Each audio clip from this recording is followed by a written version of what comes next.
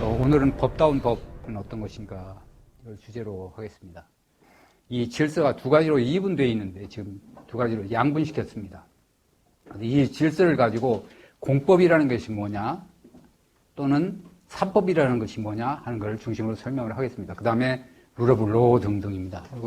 간단히 목차를 설명을 드리면 문제 제기가 있고요. 자생적 질서와 조직이라는 거예요. 간단히 설명하고 자생적 질서와 법 질서 문제, 사법과 공법, 법 실정주의, 오늘 법의 타락 문제, 이 문제를 가지고 중심으로 설명을 하겠습니다. 법다운 법이 아니면 항상 사회적 갈등, 그 다음에 경제적 파괴, 요즘 경제적 파괴라고 한다면 양극화 문제 또는 위기 문제 또는 실업 문제, 저성장 문제. 오늘날 우리가 겪고 있는 대부분의 문제들은 한국 사회에 있는 법 질서가 잘못되어 있기 때문에 생겨난 것이다. 이렇게 봐도 틀림없습니다. 그건 뭐 거의 99% 맞습니다. 우리가 법 질서가 잘못되어 있다. 법이 잘못되어 있다라는, 정책이 잘못되어 있다는 얘기하고 똑같습니다. 법이 왜 필요하냐? 법이 왜 필요하냐? 이게 애덤 스미스의 얘기인데요. 이거는 나중에 다시 한번 뒤에서 설명을 하겠습니다만은, 여러분들 애덤 스미스를 보면, 네 가지, 그 사람이 대학에서 강의를 가르칠 때 네 가지 파트로 나눴습니다. 하나는 자연 철학을 강의를 했습니다. 이 사회 질서가 어떻게 운행되느냐 하는 문제를 강의를 했습니다. 그 다음에 두 번째로는 이게 과학 철학하고 똑같은 거죠. 과학 철학. 그 다음에 그 강의가 끝나고 나면 무슨 강의를 했느냐면 도덕감정론 강의를 했습니다. 도덕감정.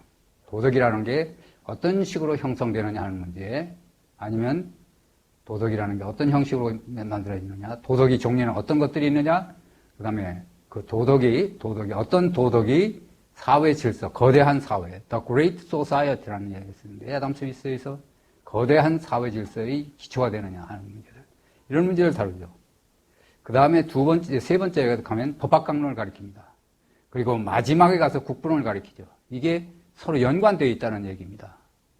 국부론에는 법이라고 하는 게 있는데, 법이라고 하는 것이 아무런 법이나, 우리 의회에서 정했다는 법이 국부론을 기초로 해서 생각했던 것이, 그러니까 국부론이라는 게 뭡니까? 국부입니다. 국부. 내셔널 웰스입니다. 내셔널 웰스. 이게 증대시키기 위해서는 특수한 법의 질서, 시장에 특수한 법 질서가 필요한데, 그 법이라는 게 뭐냐 하는 겁니다.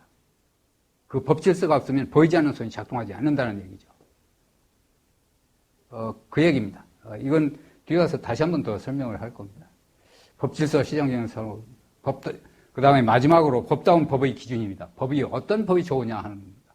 어떤 법을 좋으냐, 나쁘냐를 판단하는 기준이 있는 거죠. 이게 법치라는 얘기인데요. 법치라고 하는 것.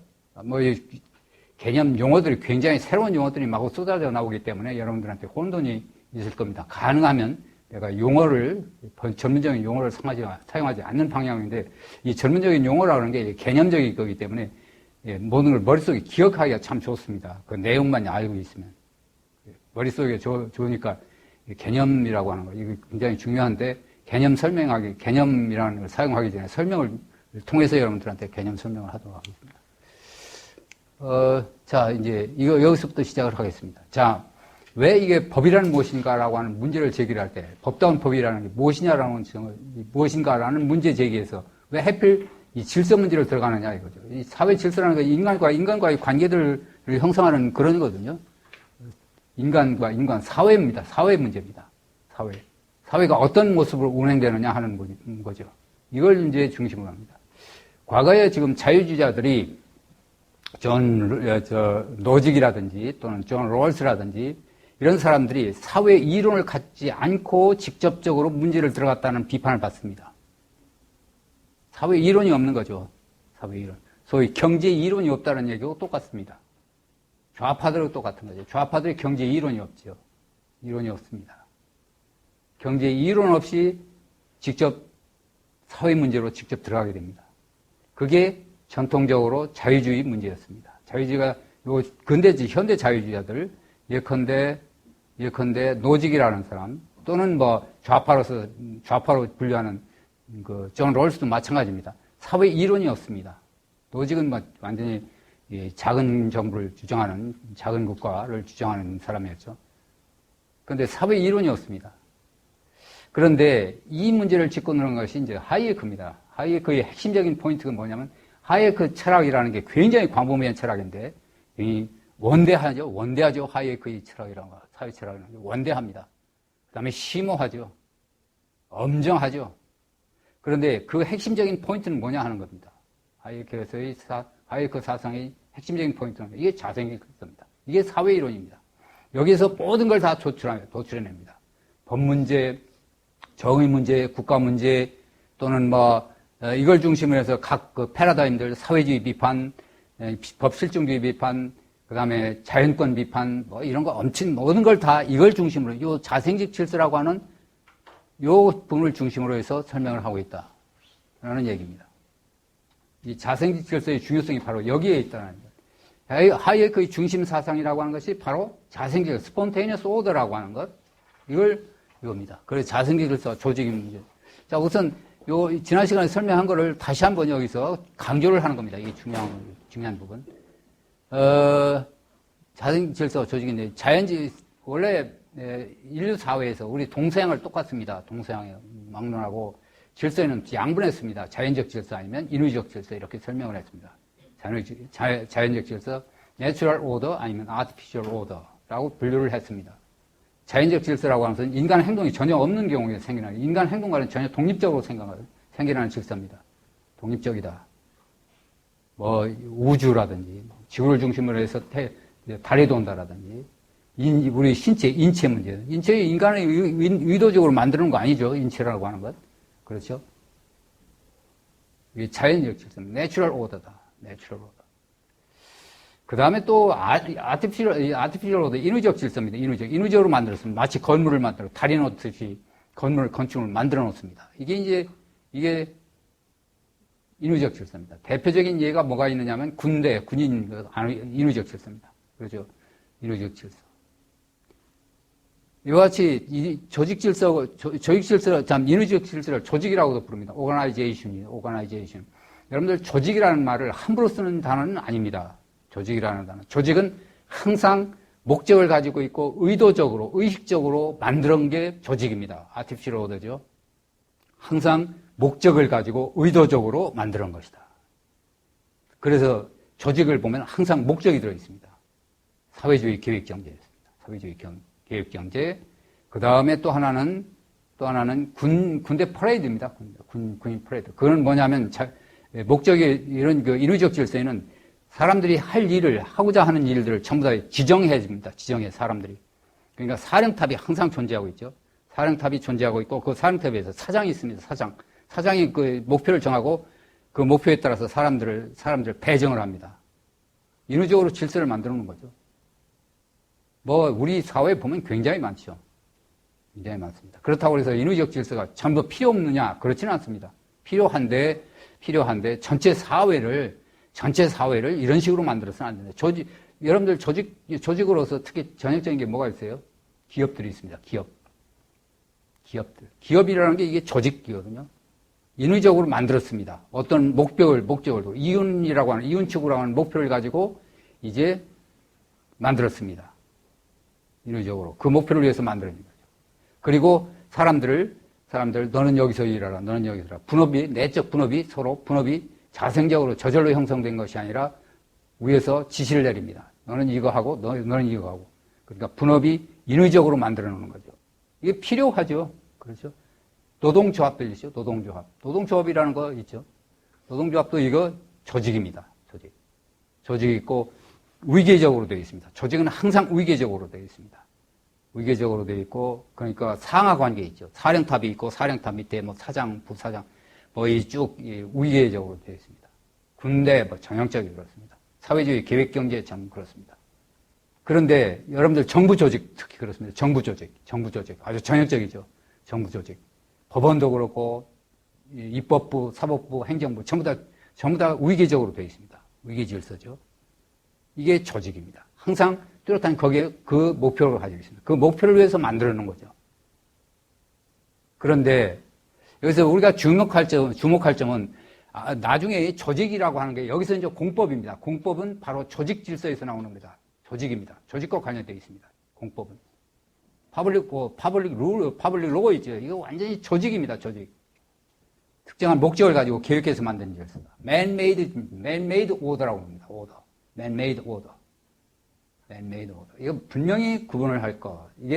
이게 여러분들 법이라고 하는 거를 여러분들 책을 보면 우리 학문의 서적 뭐 전부 다 그렇습니다.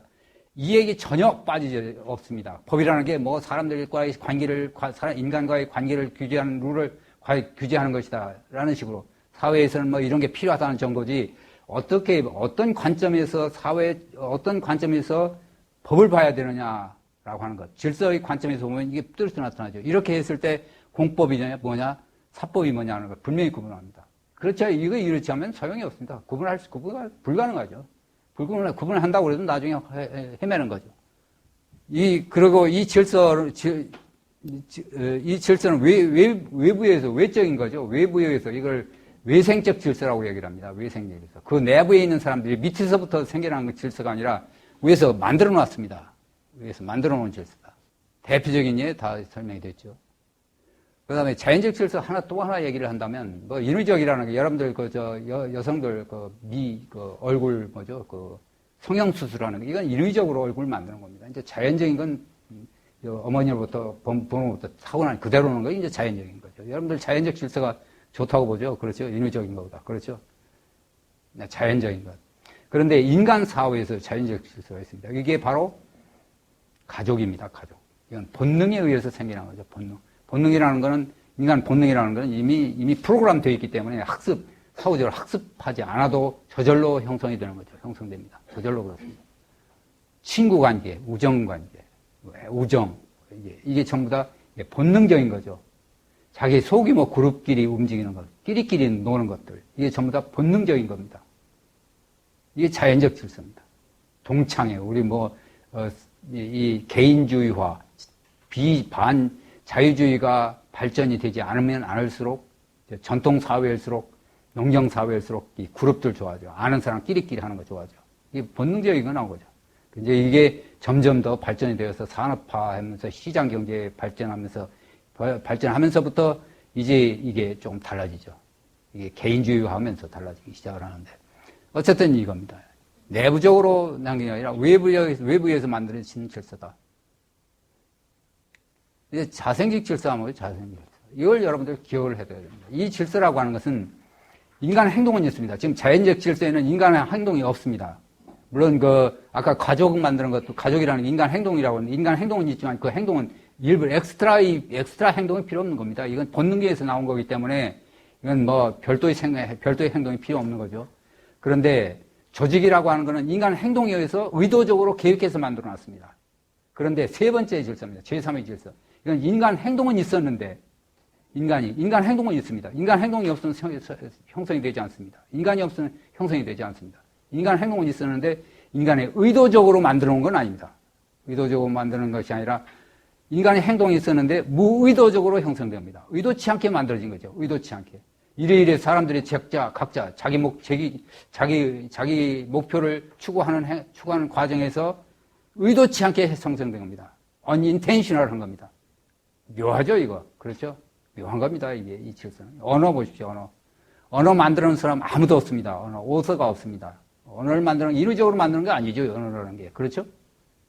그렇다고 해서 본능적으로 나온 것도 아니죠. 한국말 누가 만들어 놨습니까? 한국말. 우리가 사용하는 언어, 지금 문법 규칙이 따라 있습니다. 문법 규칙에 각 단어를 움직여 놓습니다. 이거 누가 만들어 놓은 겁니까? 인위적으로 계획해서 만들어 놨습니까? 전혀 그렇지 않죠. 세종대왕이 만들어 놨습니까? 아닙니다.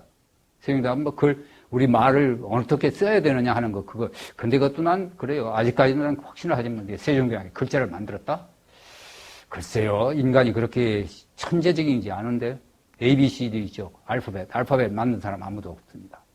마찬가지로 우리 한글이라고 하는 것도, 글쎄요. 나는 세종대왕이 그걸 어디서 모방해다가 쓴가, 어딘가에 쓰는 거를 갖다가 썼는지 그걸 잘 모르겠습니다만은 확신하지는 않습니다.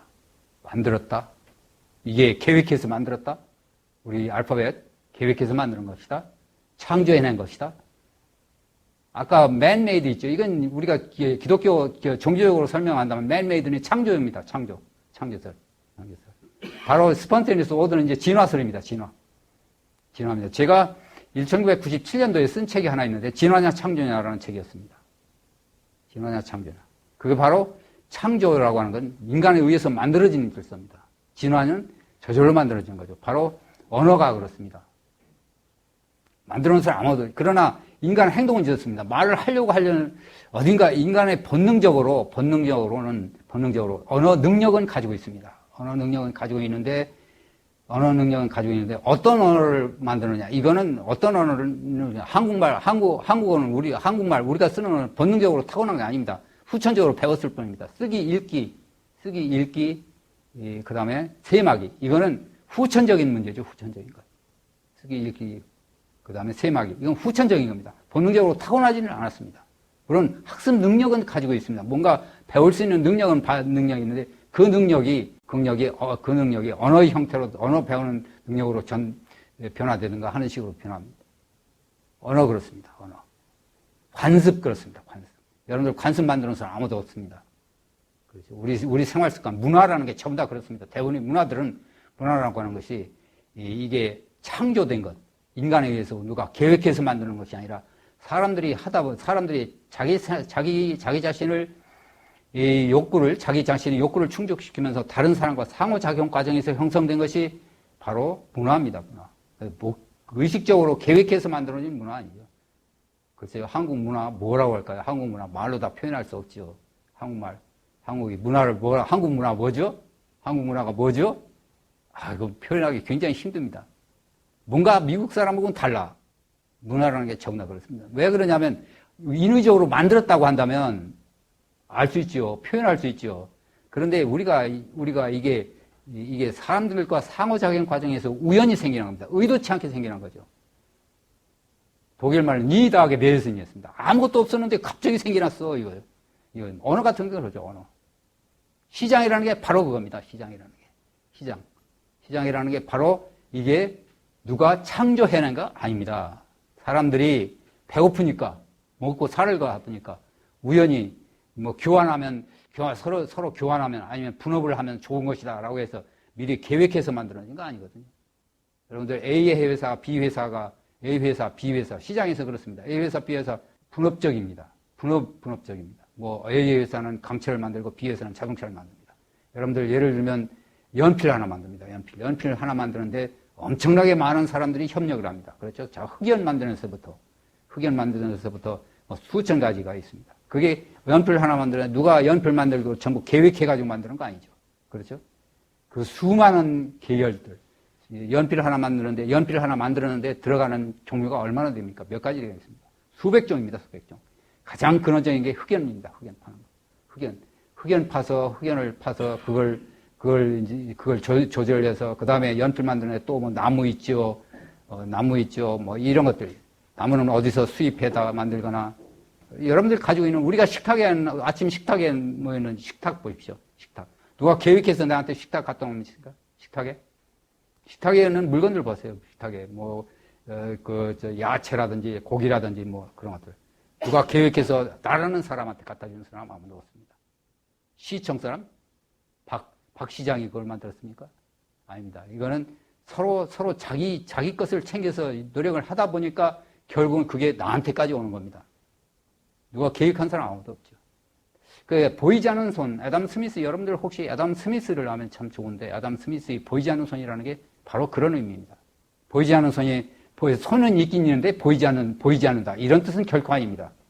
보이지 않는 손, unintentional 한 겁니다. unintentional. 그러니까 뭐냐면, 사람들이 각자 제목 차지하기 위해서 움직입니다. 사람들과 상호작용을 하는 거죠. 혼자서는 못 살죠, 사람들이. 혼자는 살아갈 수가 없습니다. 다른 사람과 관계 속에서 살아가야 됩니다. 내 목표를 달성하기 위해서는 다른 사람의 협력이 필요한 거죠. 그런데 서로 자기 것을 챙깁니다. 그래서 그 과정에 서로 모든 사람들이 각자 자기 목표를 자기 것을 챙겨하고 서로 이제 상호 과정까지입니다. 상호작용 과정입니다. 서로 관계를 맺는 거죠. 두 번째입니다. 그게 서로 상호작용. 모든 사람들은 각자 자기 것을 추구하려고 한다. 자기 목표입니다. 그렇다고 이기적인 건 아니죠. 내가 이 자선하는 목표를 자선가로서의 목표도 가지고 있죠. 그러려면 자선적인 목표를 하기 위해서는 또 다른 사람과 관계를 가져야 됩니다. 그렇지 않고는 자선 사업 못 하죠. 다른 사람과 관계를 가집니다. 왜냐하면 자선 사업하기 위해서는 돈을 벌어야 되거나 또는 돈을 어디서 구해야 된다거나 이런 식이기 때문에. 그렇죠. 그러니까 모든 사람들은 각자 제 몫을 제 목표를 추구하기 위해서 행동하는데 그 목표를 추구하려면 다른 사람과 상호작용 과정을 가져야 된다. 그렇죠. 그런데 그 결과입니다. 이제 그 결과. 세 번째입니다. 그 결과. 상호작용 결과. 그 결과 아무도 의도치 않았는데 뭐가 생겨났다? 뭐가? 예를 들면 경제 성장이 높아졌습니다. 국부론입니다. 국부론. 경제 성장을 누가 그 기업들이 우리 대한민국은 참 어려운 나라니까 기업이 성장을 해야 된다. 성장해서 투자를 해야 된다. 그런 사람 아무도 없습니다. 그야 말뿐이죠. 자기 몫을 챙기는 거죠. 자기 몫을 챙겨서 열심히 일을 하다 보니까 그 결과로서 경제 성장으로 고용도 창출되고 그러는 거죠. 일자리 창출, 경제 성장, 뭐 위기도 없어지고 또 소득 분배도 고루어지고 이게 자생적 질서다. 우리가 살고 있는 세상, 이거 전부 자생적 질서죠. 여러분들 인터내셔널 문제 볼까요? 국제적인 문제 볼까요? 국제 경제 질서입니다. 국제적인 질서. 지금 분업이 국제화된 글로벌입니다. 글로벌 누가 하자고 한 사람 아무도 없습니다. 계획해서 국제 질서 만들어 놨습니까? 아닙니다. 거긴 국제 질서에는 지금 적어도 센트럴 아까 사령탑이 있어요. 사령탑. 사령탑이 없습니다. 사령탑. 국제 문제의 사령탑. 누가 유엔이 사령탑입니까? 국제 기구 중에 하나죠.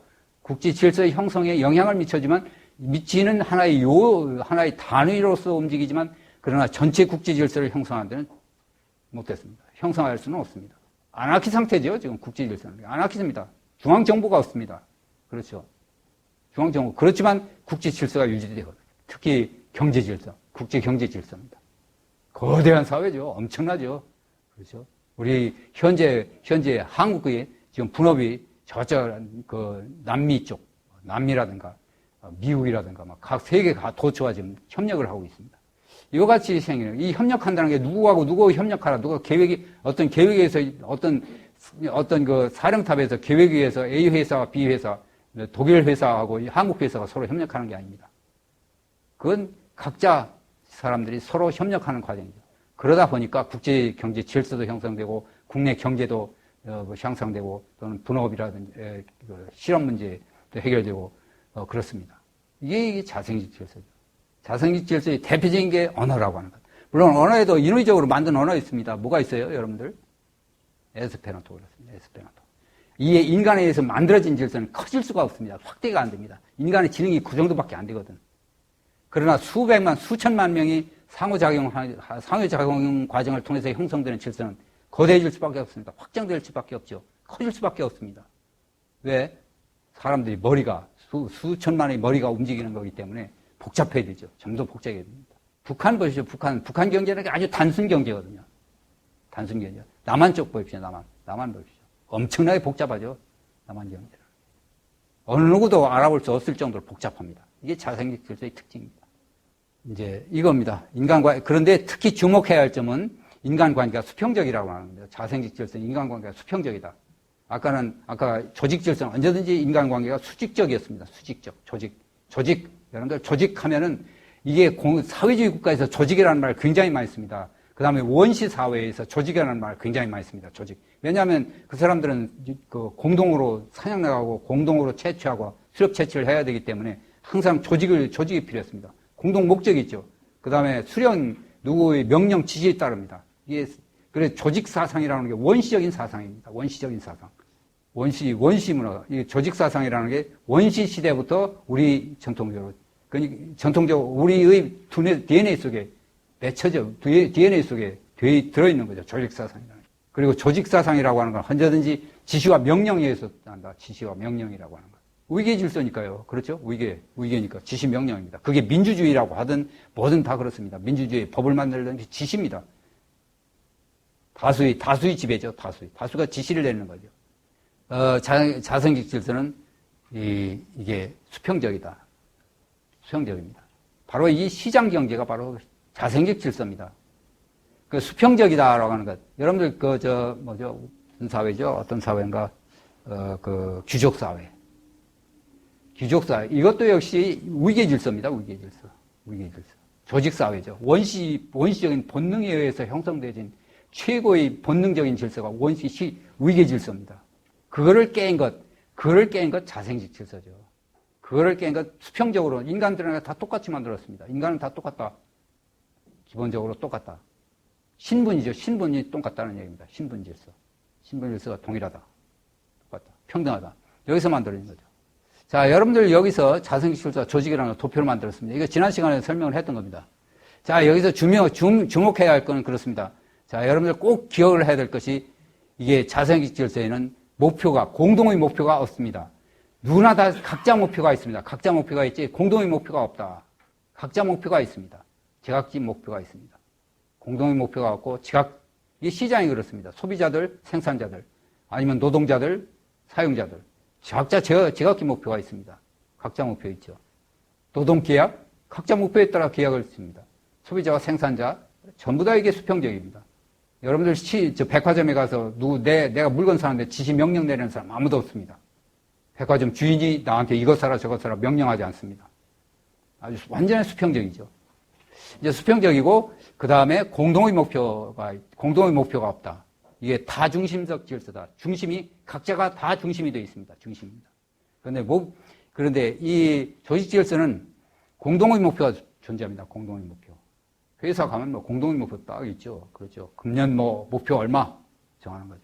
이게 공동의 목표입니다. 아니면 글쎄요, 박정희 시대 금년 성장 5%, 10% 딱 정해놓고 막 합니다. 그런 요소 있죠. 계획 경제, 그렇죠. 5개년 계획, 몇 개년 계획, 제5차, 제1차, 2차, 3차, 5차까지 계획 세웠죠.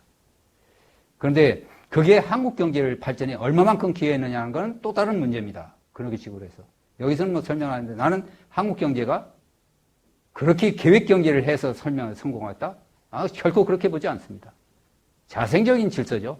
밑에서 나오는 질서였습니다. 물론 기업들, 노동자들, 소비자들, 자본가들, 이런 각자 제각기 자기 목표를 추적하다 보니까 결국은 성장이 이루어졌습니다.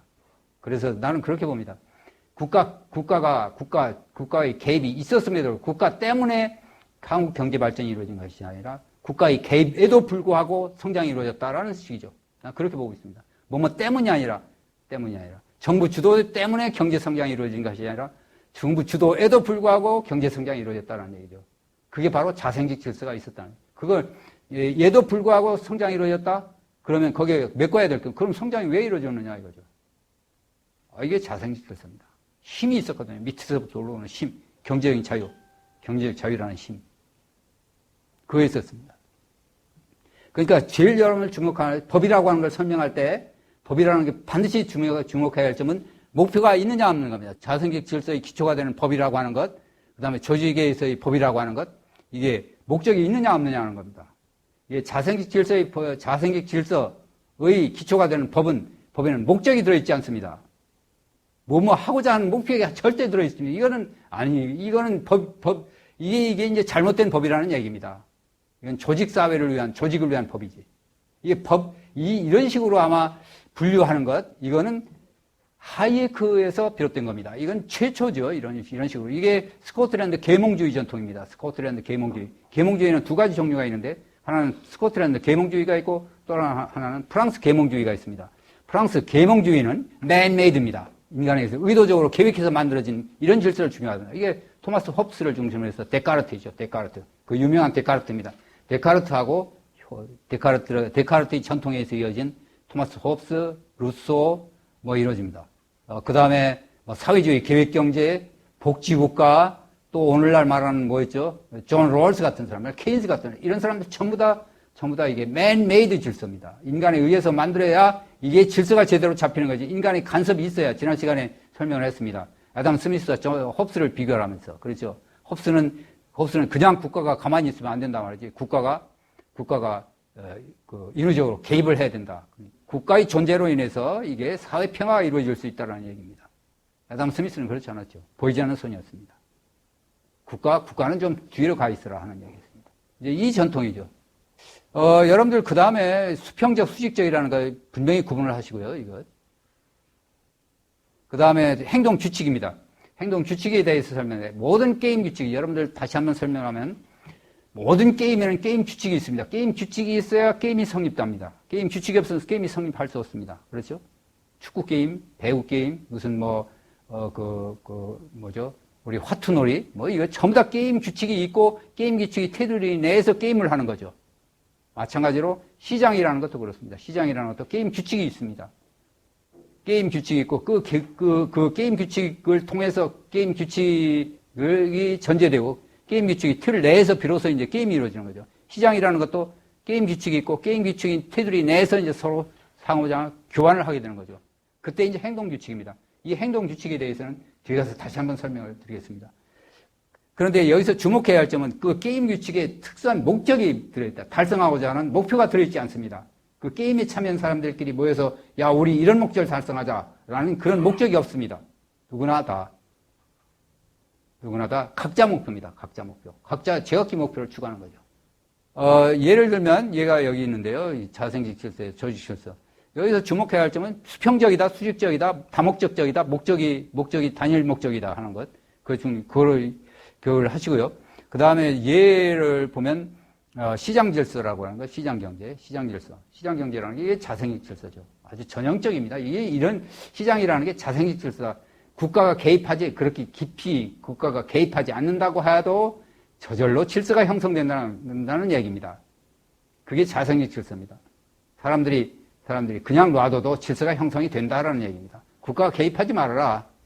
그러나 자생적 질서라는 존재가 있습니다. 이게 이제 그러니까 시장 경제라는 건 그냥 놔두면 그런 문제, 그런 경제적인 문제가 생겨나기 때문에 인위적으로 만들어야 된다는 얘기입니다. 맨메이드입니다. 그래서 생겨난 게 소득주도 성장, 무슨 내 삶 책임지는 국가, 그 다음에 포용 경제, 무슨 또 하나는 혁신 경제 등등 모두가 다 그렇습니다. 그 사람의 머릿속에는. 국가가 개입을 해야 된단 말이지.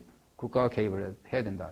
그래야 뭔가 성장도 이루어지고, 고용도 이루어지고, 분배도 이루어지고, 빈곤 문제도 해결할 수 있다. 이런 얘기죠. 이게 인위적 질서입니다. 그러니까 국가가 앞장서야 된다는 얘기입니다. 국가가 끌고 나가야 된다. 대기업들, 대기업들 그냥 놔두면 안 된다. 그러니까 대기업들 간섭이 심한 거죠. 이거는 완전히 착취를 통해서 대기업은 못 쓸 것이다 이거죠. 착취를 통해서 형성된 것이다. 중소기업 착취를 해서 만들어진 것이다. 그러니 그 애들한테 뺏어도 우리는 당연한 것이다. 이런 식으로 생각하는 거죠. 이제 이와 같이 여기서 우리가 주목해야 할 점은 바로 이 두 가지 사항이라고 하는 것. 이것만 수평적이다. 공동의 목표가 존재하지 않는다. 제각각 목표가 있습니다. 목표가 들어있습니다. 그럼에도 불구하고 각자 목표를 추구합니다. 제각기 목표를 추구합니다. 그러나 그 결과를 보면 훨씬 더 고용 창출을 하겠다고 해서 국가가 개입하는 것보다도 개인들한테 각자 제 목표를 차지하도록 내버려두는 것이 오히려 고용에 더 도움이 된다는 얘기입니다. 사회 질서가 굉장히 복잡해지죠. 인간들이 이제 자기 머릿속에 자기 지식 가지고 움직이는 겁니다. 자기 지식 가지고. 자생직 질서 대표적인 예를 하나 들어볼까요? 여러분들 자동차 도로 좀 의미는 좀 다릅니다. 시장 경제와는 다릅니다. 왜냐하면 고속도로를 보면 고속도로에 보면 쫙 질서 유지하면서 쫙 날아가죠. 멋있게 나가죠. 산에 올라가서 보면 그와 유사성을 가지고 있습니다. 그게 자생직 질서죠. 그런데 시장의 자생직 질서와 고속도로에서의 자생직 질서는 좀 다릅니다. 왜냐하면 시장에서는 자기 고유한 영역이 각자 있습니다. 자기 토지라든지 각자 고유한 영역이 있지만 고속도로는 자기 영역이 없죠. 그렇죠? 자기 영역을 가지고 있지 않습니다. 그래서 고속도로와 시장과는 구분이 됩니다만 그럼에도 불구하고 질서가 형성된다는 것도 같죠. 자동차 타는 사람 자기 목표 다 다릅니다. 나는 부산 간다, 나는 어디 간다, 대전 간다, 또는 어디 간다. 그리고 또 사람들이 운전하는 기술도 지각히 다릅니다. 지각히 다르죠. 사람들이 각자 생각 전부 다릅니다. 그런 사람들이 운전하고 가는 거죠. 그러나 교통사고가 안 일어나거든. 누가 지시하는 사람 아무도 없습니다. 너는 여기 가라, 너는 여기 가라. 지시하는 사람 없습니다. 순전히 뭐 가지고 움직이느냐? 뭐 있어요? 그 밑에? 법입니다. 교통규칙이 있습니다. 그 규칙 때문에 규칙만 지키면 그대로 질서가 유지하는 거죠. 시장도 마찬가지입니다. 시장도 규칙만 지키면 제대로 움직여 나간다. 그 규칙이 어떤 형태냐 하는 게 이제 다음번에 설명을 합니다. 그 시장 질서의 도덕이 화폐, 법, 화폐라는 것도 역시 과거에는 화폐가 원래 사람들이 그냥 저절로 형성된 거죠. 사람들이 뭔가 교환을 하다 보니까 참 불편하거든. 불편해서 우연히 어떻게 무슨 뭐 그 당시에 제일 사람들이 선호했던 상품들이 있습니다. 가장 선호했던 상품들. 뭐 처음에는 뭐 조개를 사용하던가 또는 뭐 나중에는 이제 그런 물품화폐라고 부르는데 나중에 이제 금이라는 거 가지고 얘기를 합니다. 금번호를 하다가 금을 사용을 했습니다. 이게 저절로 생겨난 거죠. 저절로. 전부 다 이게 민간화폐였습니다. 민간인들이 삽니다. 국가가 없기 이전에 그러니까 이 시장이라는 것, 법이라는 것, 도덕이라는 것 이건 국가 이전에 다 형성된 것들입니다. 화폐라는 것도 그렇습니다. 화폐도 국가 이전에 이미 화폐가 존재하고 있었습니다. 사람들끼리 만들었어요. 그러다 이제 나중에 오늘 그 법정화폐라는 것, 지폐 있죠. 그런 화폐 국가가 뺏어갔습니다. 법이라는 것도 지금 의회에서 뺏어가서 만들었습니다. 원래 법이라는 것은 저절로 형성된 것들이죠. 밑에서 형성된 것들이었습니다. 국가 이전에 법이 있었고, 국가 이전에 도덕이 있었고, 국가 이전에 시장이 있었고, 국가 이전에 화폐가 있었습니다. 그런데 국가가 이제 점점 국가가 등장하면서 서서히 자기들한테 유리한 것들 다 뺏어갑니다. 통제하기 쉬운 것 법이죠. 돈으로 지금 인간 사회를 통제할 수 있는 방법은 두 가지 방법이 있습니다. 하나는 뭐냐? 법이고 또 하나는 돈입니다. 돈 가지고. 인간 통제하는 겁니다. 통제하기 아주 가장 좋은 것을 뺏어갔습니다. 돈하고 화폐입니다. 그걸 국가가 다 전부 만들어 놓은 거죠. 자, 이제 법의 성격입니다. 아까 말씀드렸습니다. 모든 체제에는, 모든 그 게임에는 게임 규칙이 필요합니다. 게임 규칙이었으면 게임이 성립되지 않는다. 시장에도 게임 규칙이 있습니다. 게임 규칙이 있습니다. 게임 규칙이 여러 가지 있습니다. 시장에는. 여러분들 하나의 예를 들어볼까요? 하나는 예의범절 있죠. 예의범절. 판매원이 소비자한테 대하는 태도. 소비자가 판매하는 사람들의 태도. 예의범절이 있습니다. 그렇죠. 남을 존중하는 예의범절이죠. 예의범절. 그게 시장이 있습니다. 여러분들 식당에 가면 식당에서 밥 먹고 나면 고맙습니다 하고 인사 나오는 거 전부 다 예의범절이죠. 그렇죠? 매너. 그 얘기는 지난 시간에 다 설명을 한 건데, 여기서 간략하게 다시 설명하면, 법이라는 문제가 등장이 되기 때문에, 이 법이라고 하는 건 좀 다른, 법이라고 하는 거하고, 속성이 다른 것이 뭐냐면, 법을 지키지 않으면 이 국가의 제재가 따릅니다. 국가의 제재가 따르는 데 반해서, 다른 행동을, 예의범절 같은 건 지키지 않으면 다른 사람들이 비난을 합니다만은, 국가의 제재는 따르지 않습니다. 내가 식당 종업원한테 인사 안 했다고 해서 누가 시비 거는 사람 없습니다. 내가 고맙다고 해서 시비 거는 사람 없죠. 그러나 종업원한테 가불관계 한다고 해서 누가 비난하는 사람, 국가에 비난하지 않습니다. 그런데 이제 사람들끼리는, 저 친구는 참 불친절해. 이제 레피테이션 문제입니다. 그건. 명성, 평판입니다. 평판. 저 친구는 참 점잖해. 전 친구는 저 젠틀맨이야. 이제 그런 식으로 평가를 내리는 거죠. 그렇지만, 그렇게 젠틀맨식으로 행동하지 않는다고 해서 국가의 제재가 따르지 않는데. 어쨌든, 아까 얘기했던 하나가 예의범절이 있습니다. 예의범절. 매너 좋은 것. 매너 굉장히 중요하죠. 그렇죠? 사람들 출세하려면 매너 좋아야 된다고 그럽니다. 그렇죠? 사람들한테 우선,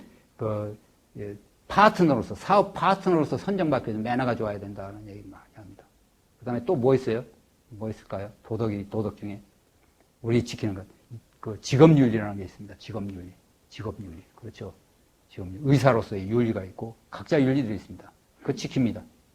직업윤리. 은행, 돈을 빌려주는 사람으로서의 은행으로서의 도덕이 있고 직업윤리가 있습니다. 직업윤리. 그 다음에 그런데 그 중에 가장 중요한 것이, 시장 경제가 가장 중요한 것이 남의 재산을 훔치지 말라라는 10계명 중에, 여러분들 성경을 보면 6번째부터 10개까지 10번째입니다. 5번째까지는 이제 하느님을 믿어라 하는 그런 얘기고, 그 다음부터는 간음하지 말라, 남의 재산을 탐하지 말라. 그 다음에 또 뭐 있어요? 그 다음에 거짓 증언하지 말라.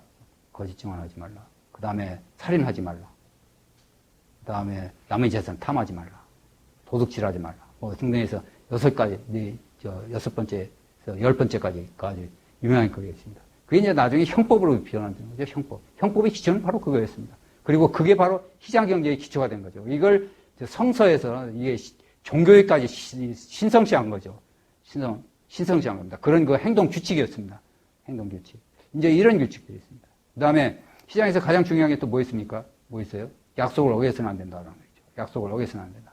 남의 재산을 훔치지 말라, 또는 남의 재산을 존중하라, 계약 준수 문제입니다. 약속을 강제하지 말아라, 등등 여러 가지가 있습니다. 이런 규칙들이 굉장히 들어있는데, 그 규칙들을 대부분을 보면 뭐로 되어 있느냐면 특수한 목적이 들어있지 않습니다. 내가 누굽니까? 내가 종업원한테 고맙습니다라고 하는 게 특수한 목적이 있어서 고맙습니다라고 얘기를 안 하거든요. 그냥 그거 고마우니까. 그런 행동 규칙을 통해서 달성하고자 하는 목표가 들어있지 않고, 다만 뭐가 들어있느냐면 그냥 그런 특정한 행동을 금지하는 행동입니다. 특정한 행동을 금지하는, 불친절을 해서는 안 된다라든지, 또는 남의 재산을 훔쳐서는 안 된다든지, 아까 얘기했던 10계명 중에 6번째에서 10번째 전부 다 뭐냐면 네거티브하게 되어 있습니다. 네거티브하게. 그렇죠. 여러분들 축구게임 보십시오. 축구게임. 그 벌칙을 주는 게 있습니다. 그렇죠. 그건 전부 다 네거티브합니다. 해서는 안 될 행동일 때, 해서는 안 되는 행동을 했을 때, 이제 옐로우 카드를 줍니다. 그렇죠. 네거티브한 겁니다. 네거티브. 뭐를 해서는 안 된다는 거죠. 이런 행동을 해서는 안 된다.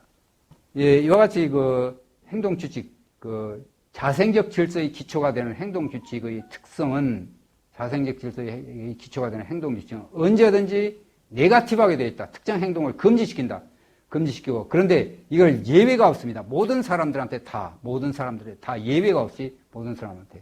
옛날에 그 사람들 그랬죠. 귀족 시대에는 처벌이 굉장히 심했습니다. 그렇죠? 뭐 심지어 양반 하인 노예는 재산을 갖지 못했습니다. 토지를 갖지 못했습니다. 시장에 장사를 못하게 했습니다. 서양 사람에서는 그랬습니다. 서양에서는. 시장에 가는 것도 역시 귀족들이 갔습니다. 서양 사람하고 동양 사람하고 다른 점은 뭐냐면, 서양의 귀족들은 귀족 아들들한테 장사시킵니다. 장사가 제일 중요하다. 이런 식으로 교육을 시켰습니다. 그러니까 상업이 발전할 수밖에 없었죠. 그런데 어쨌든, 그 하인들한테는 정말 제대로, 자본도 제대로 갖지 못할 정도로 그렇게 취급을 했습니다. 시장의 진입 자유롭지 못했습니다. 이같이 차별적이었습니다. 신분상의 차별이죠. 신분상의 차별. 귀족이라고 하는 신분. 모든 사람에 똑같이 적용이 된다. 모든 사람한테 누구나 다 거짓말을 하면 이건 나쁜 것이라 하는 겁니다. 누구나 다 강제를 행사한다. 이건 다 나쁜 겁니다. 강제해서는 안 된다. 폭력, 남의 재산을 훔치는 것, 이거 예외 없이 다 규제를 합니다. 예외 없이. 누구든지 시장 진입이 자유롭다. 누구든지 시장 진입이 자유롭다. 차별 없습니다. 다 시장에 진입을 할 수 있습니다. 이와 같이 시장 경제의 기초가 되는, 자생적 질서의 기초가 되는 행동 규칙은 항상 특정한 행동을 금지하는 역할을 합니다. 금지. 보편적으로, 전반적으로, 차별 없이 모두에게 대해 금지시키는 역할을 한다. 금지한다. 그럼 금지되지 않은 행동은 어때요? 그럼 자유롭게 행동할 수 있습니다. 금지되지 않은 행동은 얼마든지 자유롭게 행동할 수 있다. 그러니까 이게 몇 가지 이제 특성이 있습니다. 하나는 아까 얘기했죠. 보편적으로 적용한다. 제너럴입니다. 제너럴하다. 그걸 보통 보편성을 가지고 있다라는 의미로 사용을 합니다. 보편적이다. 시장경제, 자생적 질서의 기초가 되는 행동 규칙은 보편성을 가지고 있다. 차별이 없다는 거죠. 차별 두지 않는다. 누구는 거짓말을 해도 되고, 누구는 거짓말을 해도 안 되는. 내로남불하고 똑같은 거죠. 내로남불은 이건 전형적으로 이건 차별을 두는 거죠. 그렇죠? 내로남불은. 나는 다른 사람과 다르기 때문에 나는 아무렇게나 해도 되지만 다른 사람은 그렇게 해서는 안 된다는 얘기죠. 이게 내로남불입니다. 내로남불이라고 하는 것은 자생적 질서를 형성에 전혀 도움이 안 되는. 나중에 칸트에 관해서는 간략하게 설명을 하겠습니다만은 그렇습니다. 보편적으로 적용되는 행동규칙. 차별금지 원칙이죠. 특히나 특권의 허용, 특권 허용이라든지 특권의 허용이라든지 인허가 금지, 전부 다 금지되는 겁니다. 특혜, 특권, 인허가 금지. 인허가 없습니다. 대기업들한테 주는 뭐 있습니다. 그 외국 상품 막 값싸게 팔는 거죠. 뭐죠? 외국인들한테. 면세점. 이건 맞지 않습니다. 면세점. 대기업들한테만 특혜를 줬거든요. 이게 특혜입니다. 특혜. 또는 세금을 보면 투자 많이 하는 사람한테 감면해 주는 것. 이것도 역시 특혜입니다. 이것도 역시 맞는 얘기가 아닙니다. 여러분들 그 전형적인 게 보편성이라고 하는 것, 차별은 보편성이라는 특징을 보면 그 소득세 있죠. 소득세는 어떻게 되어 있습니까? 소득이 많으면 많을수록 세율이 높아집니다. 그렇죠? 누진세라고 그러죠. 이것도 역시 맞는 얘기가 아닙니다. 맞지 않습니다. 누진세. 그러니까 세금을 얘기를 한다고 한다면 플랫텍스죠. 단일세가 이게 적합합니다. 이게 자유주의자들이 항상 주장하는 거거든요. 그 다음에 두 번째, 탈목적성이다. 목적이 들어있지 않습니다. 무조건, 이건, 법 속에 목적이 들어있으면 그거는 공법입니다. 공법이 항상 그렇습니다. 너는 무엇을 해라. 뭐를 해라. 항상 공법에는 목적이 들어있는데 여기서 말하는 사법인데 자생직 질서의 기초가 되는 건 사법입니다. 사법. 프라이베이트 로우입니다. 퍼블릭 로우가 아니라 프라이베이트 로우입니다.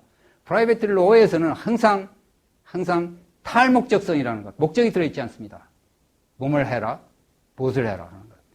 동기. 그 법을 만들어내는 동기. 예를 들면 중소기업법이라든지 이런 것들은 전부 다 이게 중소기업법 아니면 무슨 우리나라 법 만드는 건 현재 의회에서 만들어진 모든 99%는 전부가 다 이게 목적이 들어있습니다. 몸을 위해서라는 목적. 몸을 위해서입니다. 전부 다 대부분 다 위해서입니다. 소득 분배를 위해서, 평등을 위해서, 고용을 위해서. 모든 것 다 몸을 위해서라는 목표가 들어있습니다. 이건 법이 아닙니다. 이건 법이, 이게 법다운 법이 될 수가 없습니다. 굉장히 많죠. 우리 법 보면. 이게 전혀 법다운 법들이 아니죠. 탈목적성은 특정한 정치적 목적과 독립적이라는 얘기죠. 여기 있습니다. 소득 분배 목표라든지 고용 증대, 고용 증진, 여러분들 혁신하기 위한 법, 뭐죠? 혁신 경제를 위한 법, 무슨 포용 경제를 위한 법, 이거 전부가 다 목적이 들어 있습니다. 그거는 자생직 질서의 법인데 이건 공법하고 똑같습니다. 규제법이죠, 규제법. 사회의법이라는 게 소셜 레지슬레이션이라는 단어가 있습니다. 복지법이죠, 복지법. 이런 것들이 전부 다 목적이 다 들어 있습니다. 그 다음에 대기업, 혁신경제, 포용경제, 여러분들 가격 규제, 수량 규제 있죠. 여러분들 최저임금제. 이거 전부 다 이게 목적이 들어 있습니다. 뭘 위해서? 누구를 위해서? 이 저소득층을 위해서. 목적이 들어 있죠. 이건 법이 아닙니다. 이건 정치가 아닙니다. 이건 이런 법을 뭐라고 그러냐면, 마스나멘 처분적 법이에요. 처분적 법이라고 합니다. 처분적 법. 공법도 아니고 처분적 법입니다. 이게 물론 좀 공법하고 똑같습니다. 공법하고 똑같습니다. 사실은. 왜냐하면 공법은 항상 목적이 들어있기 때문에. 그 다음에 또 뭘까요? 금지적 성격을 가진 것이다. 금지적. 이 세 가지만 특징만 제대로 알면 법은 이건 아니다라는 식으로 판명이 될 수 있습니다. 뭐 효과 분석을 할 필요가 없습니다. 법을 보면 이 세 가지 조건이 들어있으면 이건 법이 아니다 이거죠. 최저임금제, 최저임금제, 이건 뭐 세 가지 조건, 보편성도 없지, 탈목적성도 없지, 금지적 성격도 아니죠. 금지적 성격이 아니라 그 행동을 금지하는 것도 아니죠. 이건 뭐 세 가지 조건 전부 다 다릅니다. 그러니까 효과 분석이 필요 없습니다. 효과 분석. 이게 법이란 어떤 거죠? 좋은 법이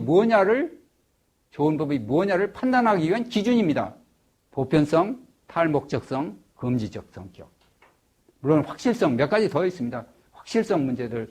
여러분들 이걸 보기 위해서는 여기서는 저는 뭐 네 가지 정도만 충분하고 하다고 보는데 제가 자유주의 도덕관과 법사상이라고 하는 책에서 풀러라고 하는 사람, 론 풀러라고 하는 사람이 논문을 썼는데 론 풀러라고 하는 사람이 8가지 기준을 얘기를 합니다. 법다우기 위해서는 어떤 조건을 갖춰야 되는지 여러 가지 얘기를 합니다. 소급 입법 금지라든지 또는 법 내용이 확실하다든지 법에 내에서 충돌이 없이 있어서는 안 된다든지 여러 가지 8가지를 얘기를 하는데 여기는 저는 한 3가지 정도 이렇게 얘기를 합니다. 이제 여러분들 법치라는 거 이제 들어볼까요? 이제 법이라는 게 여러분들 이게 진짜 법이라는 얘기입니다. 이게 진짜 아까 얘기했던 3가지 조건, 최소한 3가지 조건을 갖춰 있을 때 이게 진짜 법이다 이거죠. 그런데 법치라는 거 볼까요? 룰 오브 로우입니다. 이제 시작입니다. 룰 오브 로우가 도대체 뭐냐 이거죠. 룰 오브 로우가. 우리나라 어떻게 사용합니까? 여러분들 룰로 몇 가지 예를 들었습니다. 시민들이 준법 정신을 이야기합니다. 아, 시민들이 법을 안 지켜? 이건 법치를 왜 안 지켜? 이런 얘기합니다. 이건 틀린 얘기입니다. 법치가 그런 게 아니죠. 법치는 전혀 틀렸습니다. 이건. 그 다음에 법에 따라 통치한다. 법에 따라 룰 바이 로. 법에 따라 통치한다. 법에 따라 통치한다. 이것도 법치라고 얘기를 하는데 이것도 틀렸습니다.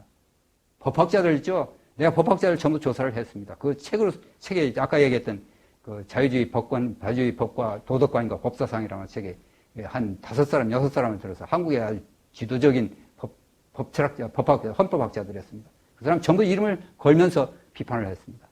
이 한국의 헌법책이 있죠? 룰 오브 로가 도대체 뭔지 도대체 몰라요. 이런 식의, 전부 다 뭐로 되어 있느냐면 법에 따라 통치하는 것. 시민들이 준법 정신. 이런 식으로 썼습니다. 아, 이게 우리나라 현실입니다, 이게. 우리나라 현실이죠.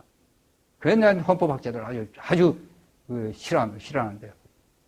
맨날 그 헌법만 채만했지 제대로 공부를 안 한 사람들. 그럼 룰 오브 로라는 게 도대체 뭐냐 이거죠. 룰 오브 로라는 게. 이게 법이라고 하는 것은 아까 얘기했던 거죠. 세 가지 조건이 있습니다. 법이 갖춰야 할 조건.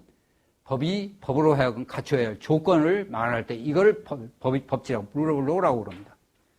이걸 정확히 더 얘기를 한다고 한다면 정의로운 행동규칙이죠. 그게 정의로운 행동규칙하고 똑같습니다. 정의로운 행동규칙은 항상 보편성을 가지고 있습니다. 누구도 예외가 없습니다. 차별금지, 차별하지 않고 특혜 금지, 이런 보편성을 가지고 있고, 그 다음에 탈목적성을 가지고 있고, 그 다음에 금지적 성격을 가지고 있는 것. 이게 보통 정의 규칙이라고 부릅니다. 누구한테 뭐를 주어라 하는 것이 아니라. 이런 정의 규칙, 이게 이제 법인데, 이같이 룰 오브 로라고 하는 것은 이런 세 가지 조건을 갖춘 법에 따라서 통치하는 것, 이것을 룰 오브 로라고 얘기를 합니다. 룰 오브 로. 이게 애담 스미스도 그랬고, 또 칸트도 그랬고, 여러분들 칸트의 정언명령이라는 게 있죠. 바로 이 얘기입니다, 이 얘기. 이건 뒤에 가서 또 설명할 기회가 있습니다. 하이에크 얘기를 써놨습니다.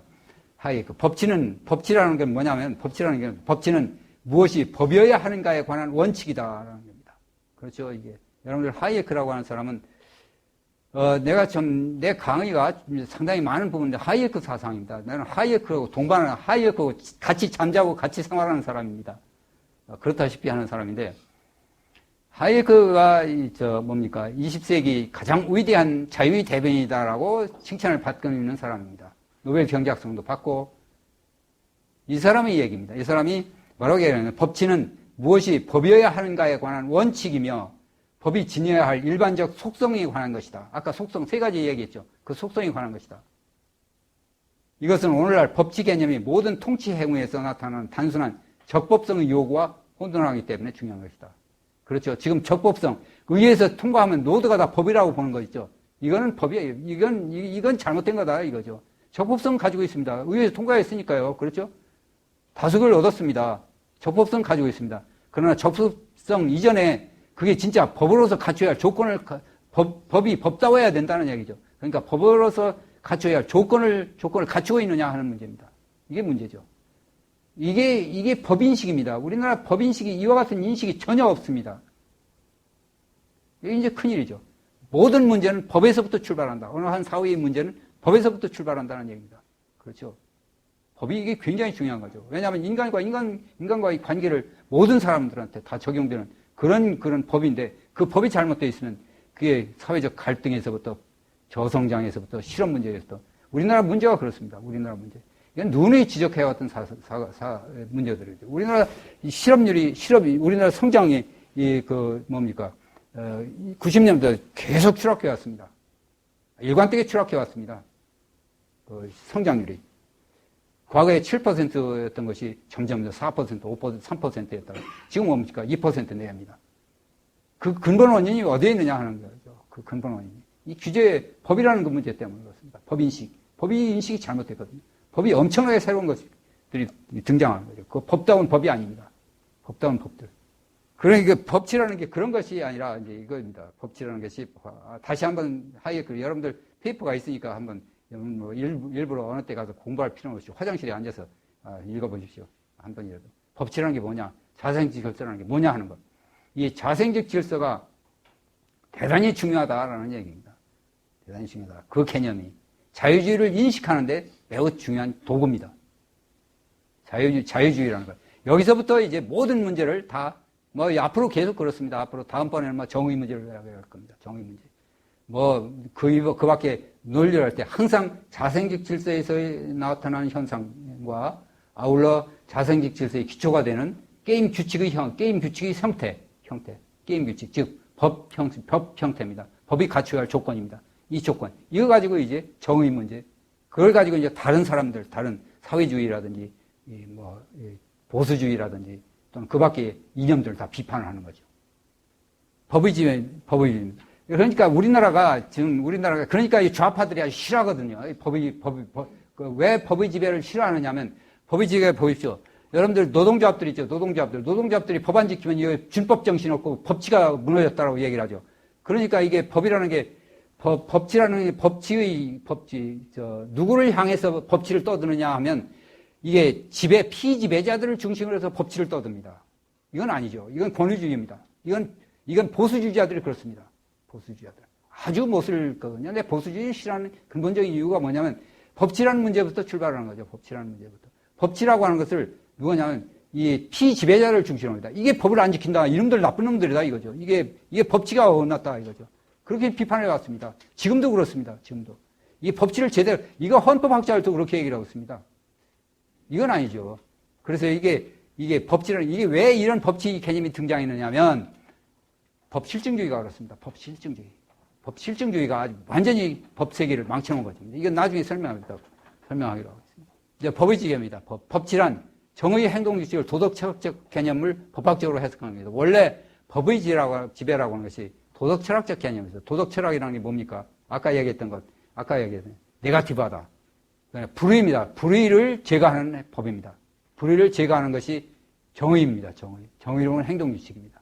정의로운 행동 규칙. 불의를 제거하는 겁니다. 뭐를 만드는 것, 적극적으로 뭐를 만드는 것이 아니라 불의를 제거하는 겁니다. 불의. 정의를 세운다. 이건 불의를 없애는 겁니다. 불의. 네거티브하죠? 네거티브합니다. 불의를 없애는 겁니다. 이게 정의입니다. 불의를 없애는데 그걸 금지시키는 거죠. 그걸 하지 말아라 금지시키는 겁니다. 폭력 행사. 불의라고 하는 것. 남의 재산을 훔치는 것. 아니면 남의 재산을 훔치는 것. 아니면 남의 자유를 침해하는 것들. 이게 불의죠, 다. 그 다음에 또 그 밖에 여러 가지 있습니다. 우리 사회에서. 다리 걸기 하는 것. 경쟁할 때, 경쟁 못하게 다리를 걸습니다. 그런 현상들 굉장히 많습니다. 불의입니다, 불의. 불의를 제거하는 것. 불의를 제거하되 모든 사람이 다 똑같이 제거하는 겁니다. 그런데 불의를 제거하는데 무슨 목적? 경제 성장을 위해서? 아닙니다. 경제 성장을 위해서. 실업자를 위해서? 고용을 위해서? 그런 것이 아닙니다. 불의는 행동 그 자체가 불의이기 때문에 제거시키는 겁니다. 그러니까 뭐냐면 정직이라는 게 있죠. 정직한 사람이 있습니다. 정직한 사람이 있고 정직을 최선의 방책으로 여기는 사람이 있습니다. 정직한 사람, 정직을 최선의 방책으로 여기는 사람하고는 전혀 다르죠. 그렇죠? 정직한 사람의 경우에는 이게 정직이라는 게 이게 도덕적인 겁니다. 도덕적인 거니까 그냥 정직한 게 좋은 거고. 그런데 정직이 최선의 방책이라는 건 정직함으로써 나한테 이득을 얻기 위해서 정직한 거예요. 그러니까 여기서 금지시킨다고 하는 건 그 자체가 나쁘니까 금지시키는 겁니다. 뭐를 위해서가 아니죠. 뭐를 위해서가 아니다. 물론 나중에 이제 이런 규칙들이 네거티브한 규칙들을 종합을 해보면 그게 이제 결국은 경제 성장도 이루어지고 그 다음에 고용도 이루어지고 또는 분배도 고루어지고 이런 긍정적인 효과, 그러니까 보이지 않는 손입니다. 긍정적인 효과가 등장되는 건 의도적으로 만들어서 형성된 것이 아니라 저절로 나타나는 결과죠. 시장 경제. 이런 룰을 지키게 되면 저절로 이렇게 된다는 얘기입니다. 이런 룰을 지키면 저절로 성장도 이루어지고 분배도 주어지고 또는 고용도 늘어난다라는 얘기입니다. 그래서 이거를 목표라고 하지 않고 그냥 자유주의자들은 기능이다. 시장 질서의 기능이다라는 식으로 기능이라는 말을 씁니다. 성장이라는 말 대신에. 목표라는 말 대신에 기능이라고 하는 건 목표는 누가 자기 스스로 목표를 정하든가 아니면 다른 사람이 목표를 정하든가 두 가지 있는데 기능이라고 하는 것은 그런 게 아니거든요. 이 시장에서 저절로 형성되는 그 결과를 그냥 기능이라는 말로 표현을 합니다. 자, 어쨌든 이겁니다. 이제 여기까지 됐습니다. 그러니까 정의라고 하는 것은 참 법치라는 것은 정의의 행동규칙이 아까 세 가지 조건이 있었습니다. 그 조건을 갖춘 도덕 철학적 개념인데 그거를 법학적으로 해석한 것이다. 칸트의 정언명령이 두 가지로 되어 있습니다. 두 개로 되어 있습니다. 두 가지로 되어 있는데 제일 중요한 거는 이게 인간을 수단으로 취급해서는 안 된다는 게 있습니다. 인간은 수단으로서만이 아니라 인간은 여러분들 내가 가지고 온 내가 나중에 많이 붙인 건데요. 이걸 한번 읽어줄 테니까 한번 여러분들 받아 써주세요. 정언명령 첫 번째입니다. 첫 번째.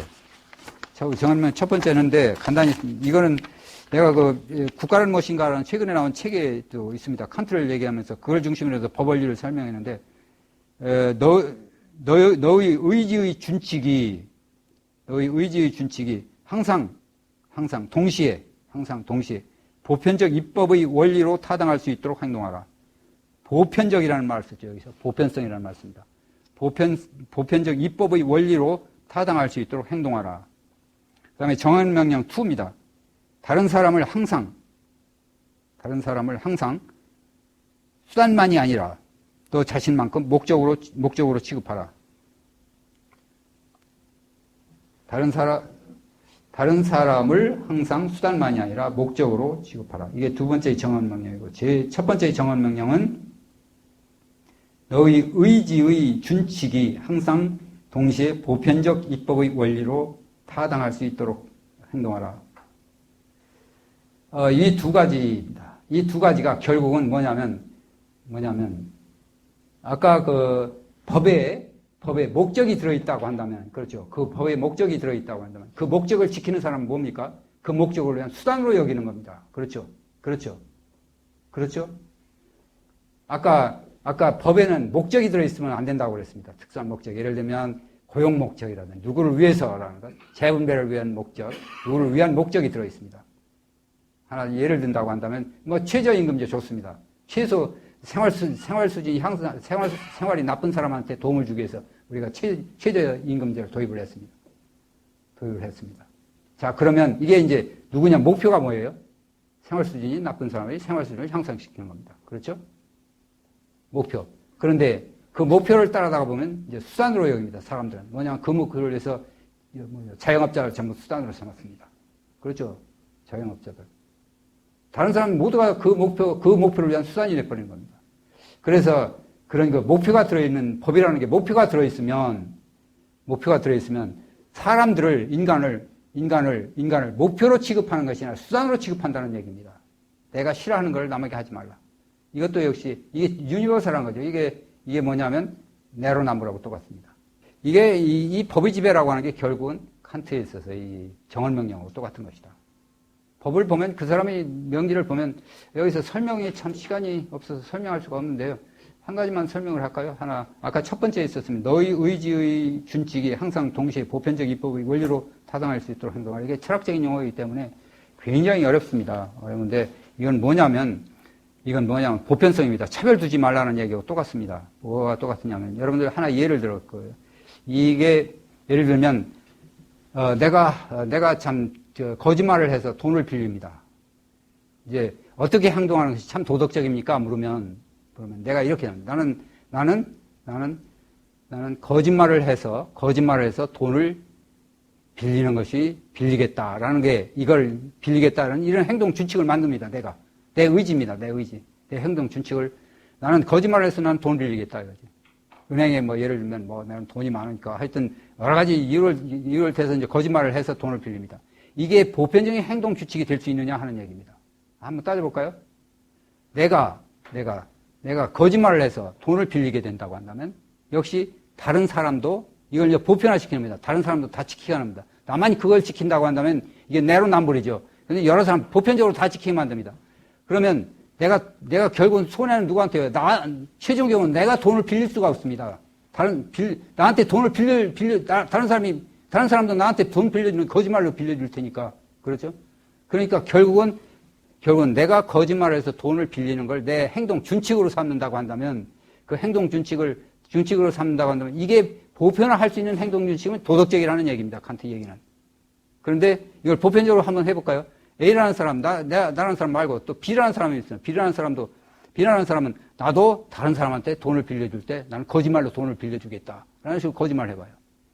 또 C라는 사람, 나도 돈을 빌릴 때 거짓말로 돈을 빌리겠다. 나중에 은행 보면, 다른 사람들 다 이게 거짓말로 한다. 돈 빌려줄 은행이 없습니다. 그러니까 결국은 나도 돈을 못 빌립니다. 그러니까 이걸 모순율이라고 보는데, 보편화시켜가지고 모순이 없어야 됩니다. 철학적으로 얘기를 하면 모순율입니다. 이런 얘기, 지금 내가 철학자들 책을 읽어봤는데 이런 얘기 하나도 없어요. 이렇게 설명한 게 참 없어요. 정말 없어요. 그 다음에, 다른 사람은 항상 수단만이 아니라 너 자신만큼 목적으로 취급하라. 이게 사람들이, 칸트가 그랬습니다. 다른 사람을 목적으로만 취급하라는 것이 아니라, 수단으로서만 취급하지 말고 목적으로 대하라 이런 거였습니다. 내가 다른 사람을 수단으로 삼았으면 거기에 대한 대가를 지불하라 이런 때가 있습니다. 이게 시장경제의 교환하고 똑같은 맥락입니다. 시장경제의 교환입니다. 내가 다른 사람을 목적으로 이용할 때는 그만큼 대가를 지불해야 된다라는 얘기가 똑같습니다. 그런데 앞에 있는 다른 사람을 항상 수단만이 아니라 하는 걸 전부 빼고 칸트는 항상 자신만큼 다른 사람을 목적으로 취급하라라고 그래가지고 복지정책이 그렇습니다. 복지정책. 나를 희생하는 거 똑같은 거죠. 그렇죠? 복지정책 그렇습니다. 다른 사람을 목적으로만 취급하라라고 얘기를 하면 거기에 헌신하라는 얘기입니다. 내가 자선적이어야 된다는 얘기가 똑같습니다. 앞에 거 빼십시오. 빼봐요. 다른 사람을 항상 수단만이 아니라 이걸 빼버리고 칸트의 정언명령 2는 너 자신만큼 다른 사람을 목적으로 취급하라. 이겁니다. 다른 사람을 너 자신만큼 목적으로 취급하라. 요거만 살려놔봐요. 다른 사람 목적이니까 지나가는 사람, 차 빠진 사람 있으면 그냥 지나치는 게 아니라 내가 도와줘야 됩니다. 내 물건을 내 돈을 들여서 도와줘야 됩니다. 다른 얘기도 있습니다. 여러분들, 인터넷에 뒤져보면 이런 얘기도 있습니다. 뭐라고 얘기를 하느냐면, 어떤 병원이 있는데, 암 환자가 있습니다. 암 환자. 이건 생전 치료도 못할 바인데, 그걸 퇴원시키는 거는 이건 안 된다.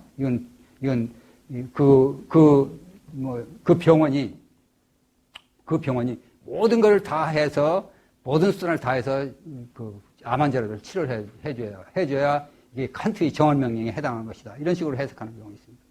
이건 잘못된 거죠. Not merely as means 이렇게 되어 있습니다. Not merely as means. 수단만이 아니라, 다른 사람은 수단만이 아니라 목적으로 취급하라. 자신만큼 목적으로 취급하라. 그런데 다른 사람을 목적으로 취급한다고 할 때, 다른 사람은 여기서 법에서는 만약에 법에 달성하고자 하는 목표가 들어있다고 한다면, 뭐예요? 그 법을 통해서 시민들을 그 목적을 위한 수단이 돼버리는 거죠. 수단으로 만드는 거죠. 그렇죠? 최저임금제 그렇습니다.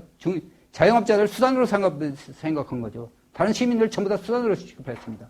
수단으로 취급을 하고, 그리고 나서 최소임금제를 도입을 한 거죠. 전제가 그거였습니다. 다른 사람은 수단인 겁니다. 이렇게 해서는 안 된다 이거죠.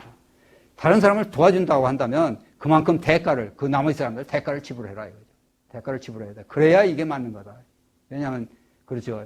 수단으로만 삼지 말고 목적으로 삼아라 했으니까. 여러분들 23조에 보면 우리 헌법 23조에 보면 사유재산입니다. 재산을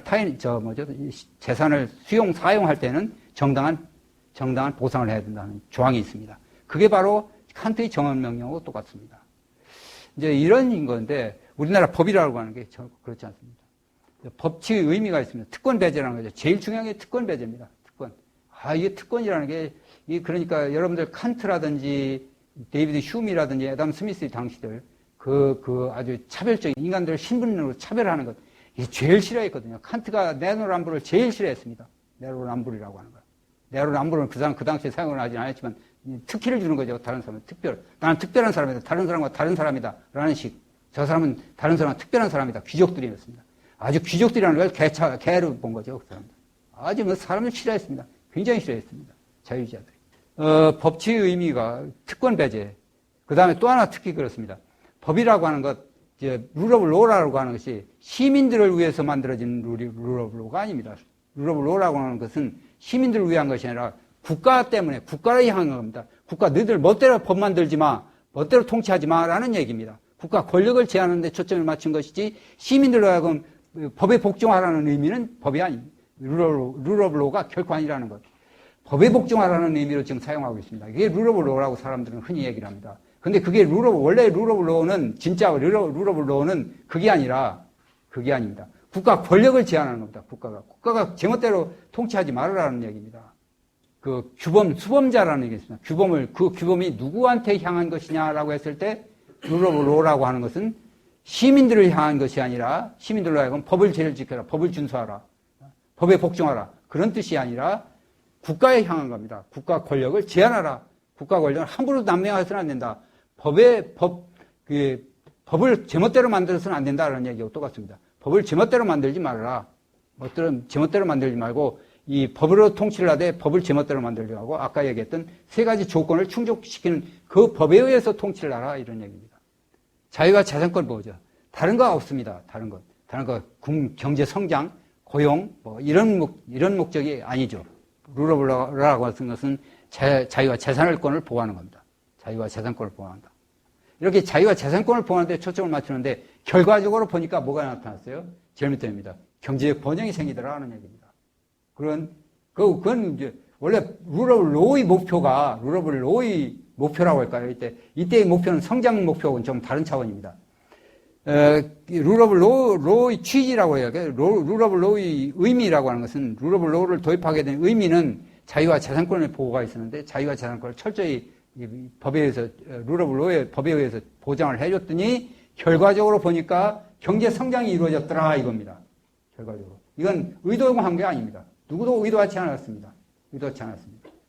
여러분들 데이비드 휴미라 누굽니까? 애덤 스미스 같은 사람들. 애덤 스미스가 경제 성장을 위해서 룰 오브 로 정의 규칙을 지켜라 그렇게 하지 않습니다. 정의 규칙이라고 하는 것은 이건 정의 규칙에 어긋나게 되면 이건 나쁜 것이다. 그러나 정의 규칙을 지켰더니 결과적으로 보니까 이게 경제 성장이 이루어지더라 이런 뜻이죠. 그래서 아담 스미스에 관해서 간략하게 하나 설명을 할게요. 아담 스미스의 국부론 있죠. 국부론. 여러분들 알고 계시죠? 네? 국부론이 있고 그 다음에 도덕감정론을 썼습니다. 도덕감정론의 제일 첫 번을 보면 첫 페이지를 보면 첫 줄을 보면 인간이라는 누구든지 인간이란 제 아무리 이기적이라고 하더라도 한편으로는 다른 사람과 행복을 같이 하는 그 이타적인 요소, 다른 사람을 배려하는 요소가 들어있다는 그런 의미가 들어있습니다. 이게 도덕감정의 첫 번째 문장입니다. 완전한 문장은 아니, 내가 여기서 그냥 그대로 인용하는 건 아닙니다. 그 내용입니다. 이런 내용으로 되어 있습니다. 어쨌든 인간은 이기적인 면도 있지만 다른 면도 있다. 다른 사람의 행불행을 같이 하려고 하는 그런 느낌도 있다. 그런데 여러분들 국부론 볼까요? 국부론을 보면 그 푸주간 주인을 얘기합니다. 푸주간 주인이 고기나 빵집 주인이 빵집 주인이 소비자를 위해서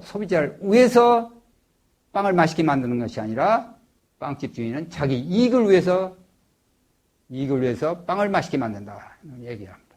인간이라고는 타인에 대해서 별로 생각하지 않고 자기 이익을 위해서만 행동한다. 그러나 결과적으로 보니까 빵을 먹는 소비자한테 이익이 되더라. 이제 그런 의미입니다. 그렇게 해서 뭐라고 그러냐면, 어떻게 했느냐면, 그럼 아담 스미스가 그 국부론에서 얘기한 거하고, 도덕감정론에서 얘기한 거 다른 거 아니냐. 도덕감정론에서는 이타적인 걸 굉장히 강조를 합니다. 그러나 국부론에서는 이타심 얘기 안 하죠. 그러면 아담 스미스가 그 국부론을 쓴 건, 아담이 도덕감정을 쓰고 스미스가 국부론을 쓴 것이다. 이런 식으로 사람들이 놀렸습니다. 이제 그런 게 아니고 아담 스미스에 있어서는 가장 중요한 것이 뭐냐면 도덕에는 두 가지 종류가 있습니다. 하나는 네거티브 버추가 있어요. 네거티브 버추. 이거는 타인에게 피해를 주는 행동, 피해를 줘서는 안 되는 행동입니다. 네거티브한 거죠. 아까 정의론, 정의감, 법감정, 정의하고 똑같습니다. 정의론 행동구칙 또는 법이라고 하는 거 있습니다. 법이라고 하는 게 특정한 행동, 불의의 행동을 해서는 안 된다는 거. 그걸 금지시키는 게 법다운 법의 역할이었습니다. 그래서 아담 스미스가 그런 얘기를 하죠. 한 사회가 운영되는데 두 가지 도덕이 필요하다. 하나는 네거티브 버추, 또 하나는 포지티브 버추다. 네거티브 버추는 뭐냐면 다른 사람에게 피해를 안 줘. 포지티브 버추는 다른 사람에게 그러니까 다른 사람에게 피해를 주는 거, 다른 사람에게 피해를 주지 않을 뿐만 아니라 그 사람한테 이타적인 것, 먹을 걸 갖다 주는 겁니다. 이타심이죠. 이타심. 그러니까 거지가 돌아가면 거지한테 주지는 말죠. 거지를 도와주지는 못할 망정 그 사람한테 해코지는 하지 말아라 하는 것이 애덤 스미스의 정의 원칙입니다. 그런 네거티브한 도덕을 지킬 때 비로소 이제 건물에 비교를 하는데, 이타심이라고 하는 남을 거지를 도와주는 것, 이거는 한 집의 장식품에 지나지 않는다. 집과 건축에 비교를 하면 그 건축물에는 장식품에 지나지 않지만, 그러나 남한테 피해를 주는 건 행동이죠. 네거티브 버츠입니다. 이거는 한 집의 대들보와 똑같은 것이다. 이 대들보가 무너지면, 집이 산산조각이 되지만, 집에 장식품이 없다고 해서 집이 무너지는 것은 아니다. 아담 스미스가 그럼 두 가지가 설명을 하는데, 하나는 남한테 도와주는 행동이죠. 도와주는 행동은 소규모 사회에서는 가능합니다. 소규모 사회에서는 이거 소규모 사회 친구끼리 그 우정이 없으면, 이타심이 없으면 그 친구 깨집니다. 부부간에 서로 이기심만 따지면 부부간 관계 깨집니다. 그런데 이 거대 사회에 있어서는, 거대한 사회죠. The Great Society라는 말을 쓰죠. 거대 사회에 있어서는 이게 이타심 가지고는 소용없단 말이지. 이타심 가지고는 사회가 운영이 안 되고, 네거티브 버츠. 남한테 도와주지 못할 망정, 그러나 남한테 피해줘서는 안 되는 거야. 인절이 있습니다. 인절이. 이걸 지켜라. 이게 정말 큰 사회를 운영하는 데 중요한 것이다. 바로 로가 이와 같은 맥락입니다. 사법입니다. 사법은, 프라이빗 로라고 하는 것은 바로 자생적 질서의 기초가 되는 법입니다. 자생적 질서의 기초가 되는 법. 이미 자생적 질서 조직이라는 것 두 가지를 설명을 했기 때문에 사법이라고 하는 것, 여러분 설명이 가능합니다. 쉽습니다. 사법은 언제든지 네거티브하게 되어 있다는 겁니다. 이게 전통적으로 그렇습니다. 네거티브합니다. 침해를, 남의 자산을 침해해서는 안 된다는 것. 폭력을 행사해서는 안 된다. 예의 범죄를 지켜라라는 얘기하고 똑같죠. 남한테 불손하게 행동해서는 안 된다. 이런 뜻입니다. 이게 사법입니다. 프라이빗 로입니다. 프라이빗 로. 그러니까 자생적 질서의 기초가 되는 것은 사법이다. 그런데 조직이라고 하는 게 뭐예요? 조직이라는 항상 목적가 들어있습니다. 목적. 이게 공법입니다. 공법. 정부 조직이라는 게 공법입니다. 다 이렇습니다. 여기 아리스토텔레스 있죠. 법이란 사람들 사이에 불의가 있을 때 그들 위에 존재한다라는 것. 그 다음에 또 데이비드 휴엄 얘기했습니다. 여러분들 집에 가서 한번 보시도록. 애덤 스미스 그렇습니다. 칸트 정언명령 다 그렇습니다. 전부 다 네거티브한 것입니다. 네거티브하죠. 이게 자생 질서의 기초가 된다는 얘기입니다. 그런데 공법은 항상 그렇습니다. 목표가 들어있습니다. 목표가 들어있는데 자리 배치를 하는데 그 시장에서는 내가 소득 수준이라든지 사회적 지위라든지 이런 거는 자생적으로 저절로 형성이 되는데 여기서는 지정을 해버리는 거죠. 여러분들 공무원 보십시오. 공무원 세계. 정부 조직법에 정부 조직이 있죠. 누구는 뭐고 누구는 뭐고 과제를 전부 다 법으로 과제를 분할을 합니다. 분배하죠. 과제를. 그렇죠? 너는 이거 하라, 저거는 저거 하라. 전부 이 법으로서 정해져 있습니다. 이게 조직법입니다. 이게 공법입니다. 그 다음에 정부 조직법 그렇죠. 두 번째로는 행정법이 있습니다. 행정법이라고 하는 건 여러분들 잘 알 겁니다. 어떻게 행정 관리들로서 행동 지시를 내립니다. 그러니까 그 행정법, 그 조직법에서는 그 조직 구성원들이 각자 똑같은 룰을 지키는 것이 아니라 서로 다릅니다. 다른 룰을 지켜야 돼 있어. 너는 이 사람하고 교환을 하고 거래하고 너는 저 사람하고 뭘 하라는 식으로 해서 서로 다릅니다. 보편성이 같잖아요. 서로 차별적이죠. A 부서는 나름대로의 룰이 따로 있습니다. B 부서 나름대로의 룰이 따로 있습니다. 그리고 그 룰 속에는 항상 목표가 들어있습니다. 그러니까 그 목표를 향해서 사람들한테 서로 분배를 해야 됩니다. 군대 조직이 똑같죠. 기업 조직하고 똑같습니다. 기업 조직도 항상 이게 분배를 하죠. 누가 나눠주죠. 일자리만. 회사 내적, 공장 내적 분업입니다. 공장 내적 분업은 항상 이게 상위에 사령탑이 할 일을 전부 나눠줍니다. 너는 이거 하라, 저거 하라. 그러나 시장에서는 그런 게 아니다. 그런데 그 중요한 거는 목적이 들어있다. 공법에는 여기 있죠. 공법은 항상 위계적이고 공법은 위계적이다. 위계적이고 항상 목적과 결부되어 있다. 그리고 편의주의입니다. 어떻게 하면 효율적으로 목표를 달성할 수 있느냐에 초점을 맞춰서 법을 정합니다. 그렇죠? 공법은 항상 편의주의입니다. 그래서 공법은 정의와는 전혀 관련이 없습니다. 공법을 정의라고 한다? 이건 넌센스입니다. 공법은 정의라고 부르지 않습니다. 공법은 항상 사법에 존재합니다. 사법에 존재한다. 공법은 헌법 그렇습니다. 헌법은 국가 조직 문제입니다. 국가를 어떻게 조직할 것이냐, 그러죠. 의회는 어떻게 구성할 것이냐, 아니면 법원은 어떻게 할 거냐, 대통령 어떻게 선거할 것이냐. 이거 전부 다 하나의 국가 조직, 정부 조직을 말해주는 게 헌법입니다. 헌법은 바로, 그리고 그 과제를 분배하죠. 과제를 서로 나눠줍니다. 이거는 조직이고, 이게 공법입니다. 전형적이죠, 헌법이라는 게. 의회는 법을 어떻게 정하가, 또는 의회 구성을 어떻게 하느냐, 대통령 어떤 과제를 수행하느냐, 법으로서 다 정해져 있습니다.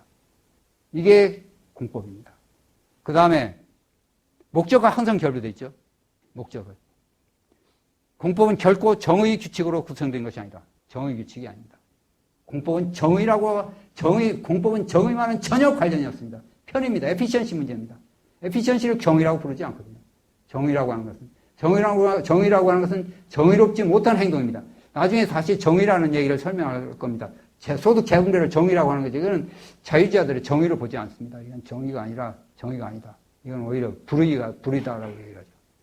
우리가 정의라고 하는 것은 불의의 행동을 제거시키는 겁니다. 불의의 행동. 폭력을 행사한다든지, 거짓말을 한다든지, 아니면 약속을 이행하지 않는다든지, 이런 것들입니다. 네거티브하죠, 정의가. 정의가 이것이냐라고 하는 것이 아니라, 정의는 불의를 없애는 것이 정의다. 불의로운 행동, 불의의 행동을 하지 않는 게 정의다. 여러분들, 지나가는 거지 있죠? 거지가 그냥 지나가서 내가 해코지 않으면, 그건 내가 정의롭게 행동한 겁니다. 정의롭게 행동한 것. 남한테 피해 안 주는 행동하면 다 정의로운 행동입니다. 여러분들 다 정의로운 행동을 하죠. 이게 정의입니다. 얼마나 이게 사람들한테 그렇게 정의 남한테 도와줘라, 이 좌파들이 남한테 도와줘라, 이게 정의다. 이게 복잡해요. 그러니까 위선이죠. 인간한테 이 정의라고 하는 게, 자유자들의 정의라는 게 아주 간단하죠. 남한테 피해를 주지 마. 여기 사법과 공법 비교를 했습니다. 여러분들 공법은 항상 인간에 의해서 만들어진 겁니다. 인간에서 만들어진 거라는 게 항상 조심해야 될 거예요. 인간에서 만들어진 것이다. 맨메이드입니다. 맨메이드. 아까 조지가라는 거, 인간이 아티피셜한 거죠. 인간에 의해서 의도적으로 만들었어. 무슨 목적을 위해서 만들었습니다. 이게 공법이라고 하는 거예요. 차별성이 있습니다. 차별합니다. 그렇죠? 왜 상호관계가 있으니까 다 차별하는 거죠. 그렇죠? 위계질서로 되어 있습니다. 조직은. 공법은 항상 위계질서를 전제합니다. 항상 위계질서를 전제한다. 자기는 안 지켜. 안 지킵니다. 나는 다른 룰을 지킵니다.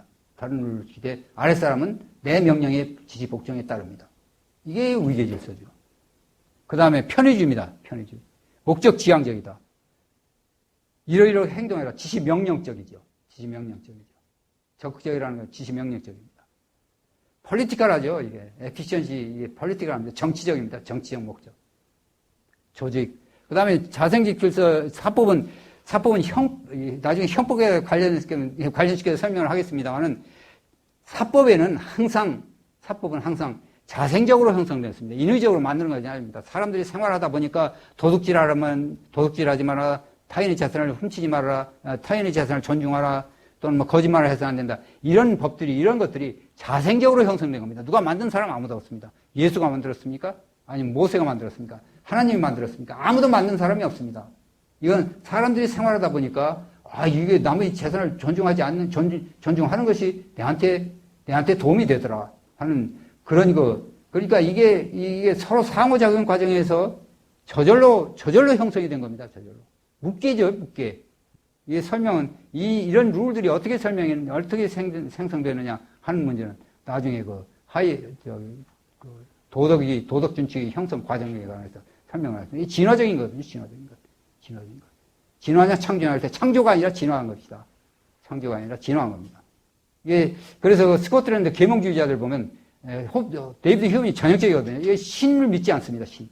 진화를 존중하기 때문에. 나중에 교수 자리에 항상 빠져나오죠. 그 당시에 기독교, 뭡니까? 기독교를 비판하죠. 기독교가 아니라 천주교, 캐톨릭 엄청나게 비판했습니다. 데이비드 휴미.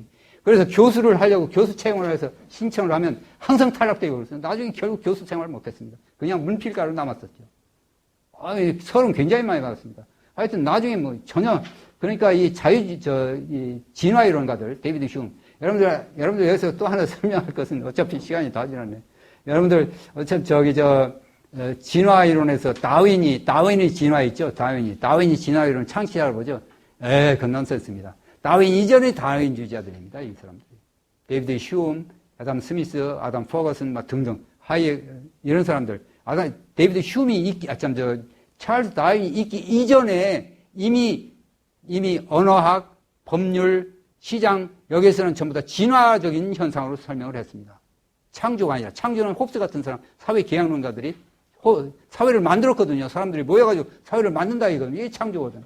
그러나 진화 사상, 진화인데 이 진화는 다윈 이전에 벌써 언어학자들, 법사학자들, 시장 이론가들 이런 사람들이 벌써 진화론을 적용을 했는데 그걸 가지고 그걸 모방을 해서 만드는 것이 찰스 다윈의 생물학입니다.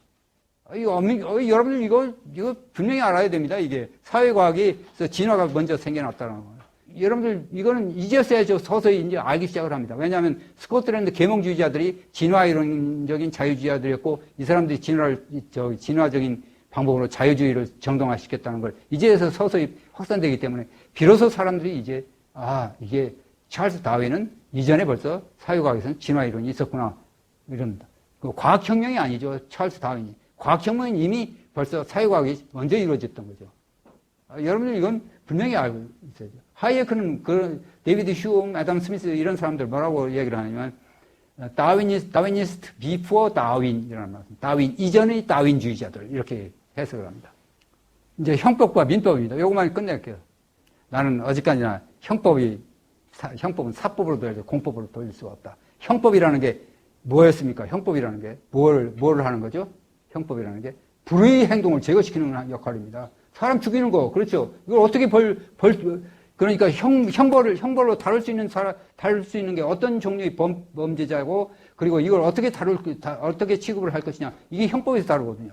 이 형법이라는 건 첫 번째. 이 불의라고 하는 거, 인저스티스를 제거하는 겁니다. 이게 사법이죠, 사법. 공법은 정의로운 행동 규칙이 아닙니다. 그렇죠. 그 다음에, 불의를 없애는 목적이 뭡니까? 불의의 목적은 불의이기 때문에 제거시키는 겁니다. 경제 성장을 위해서? 아니죠. 그렇죠? 경제 성장을 위해서? 아니면 고용 목표를 위해서? 아니죠. 이건 아무런 목표가 없습니다. 불의이기 때문에, 도둑질 하는 건 불의이기 때문에, 아니면 다른 사람을 죽이는 거, 이거, 킬링하는 거, 이거는 도덕적으로, 이건 불의라고 생각을 하기 때문에 없애는 겁니다. 자, 그러면 이게 사법이죠, 사법. 이게 왜, 그렇습니다. 비행을 저지하거나 처벌하거나 혹은 그 희생자에게 보상할 목적으로 가진 것. 이게 형법인데, 형법이라는 게 바로 그런 의미죠. 여기서 볼까요, 여기서? 공법은. 여기 있구나. 형법이 사법에 속하는 이유가 있습니다. 형법의 속성. 형법의 속성은 바로 아까 보편성, 추상성, 탈목적성. 추상성은 빼십시오. 이건 여러분들 설명이 더 필요하니까. 보편성, 탈목적성, 불의의 행동을 제거시키는 거죠. 그렇죠? 공법을 누가 정의라고 얘기를 합니까? 공법을. 정의는 완전히 사법의 얘기입니다, 사법. 불의를 제거시키는 건데, 그 다음에, 범죄의 성립 요건 등의 행동이란, 이제 이런 걸 제거하는 거죠. 그래서 이 형법이라는 게 소득 분배나 인적 그리고 물적 자원의 배분 또는 사람들이 어떤 과지를 부여하는 법이 아니라 이게 공법이 이런 과지를 하지, 형법에서 이런 과지를 해요. 절대 이기는 일이 없죠. 공법은 정의로운 것이 아닙니다. 정의 법이 아니라는 얘기입니다. 정의 행동 규칙이 아니야. 사법에서나 정의 행동 규칙이야. 불의라고 하는 거 없애는 건 이건 사법의 얘기입니다. 그 다음에 또 하나. 형법의 역할입니다. 불의를 제거하는 거죠. 여기 있습니다. 형법은 불의에 해당하는 행동이 뭐냐 하는 걸 규정하는 겁니다. 규정하고 이에 대해서 벌을 규정하는 겁니다. 벌을 규정하는 것. 벌 주는 것이 경제성장, 고용정진, 양극화해서 특수한 목적을 위한 그런 것이 아니라는 얘기입니다. 공법은 그렇지 않습니다. 공법은 언제든지 특수한 목적이 있어. 물론 이런 목적은 아니지만 여러분들 정부 조직하는 목적이 뭡니까? 정부를 조직하는 것. 과제입니다. 과제를 부여해 줍니다. 너는 어떤 과제를 해? 너는 저런 과제를 해. 하는 게 공법이지.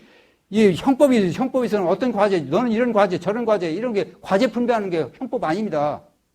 결코 형법 읽어보십시오. 형법. 너는 이런 과제하고 너는 이런 과제고 각 부서에다가 이 과제를 부여하는 게 아니거든.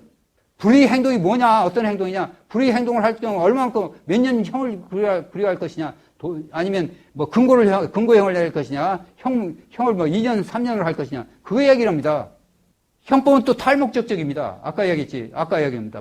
아까 과제 분배하는 거. 너는 이 과제를 목표로 해서. 형법을 만드는, 형법이라는 게 불의를 없애는 것 뿐이지, 그 이외의 다른 목표가 없습니다. 목표라고 한다면.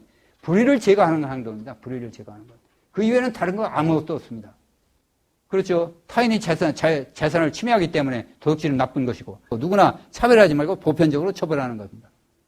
누구나 차별하지 말고. 그렇습니다. 형법 보십시오. 그 다음에 또 있습니다.